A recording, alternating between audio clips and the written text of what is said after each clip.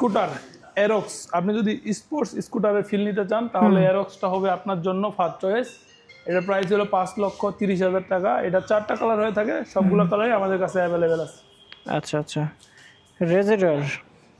রেজেটার 125 CC scooter এবং best mileage সম্পন্ন scooter. এটা 2টি কালার হয়ে থাকে, এটা হলো গ্রিন কালার আর একটা ব্লু কালার। 2টি কালারে আমাদের কাছে অ্যাভেলেবেল আছে। এটার প্রাইস হলো 2,70,000 টাকা।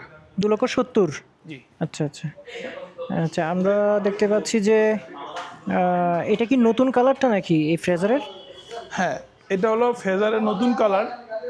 ফেজারে কিন্তু একটা আপডেট আসছে। আপডেট বলতে শুধু আপনার ফেজারের যে আগে যা ছিল তাই।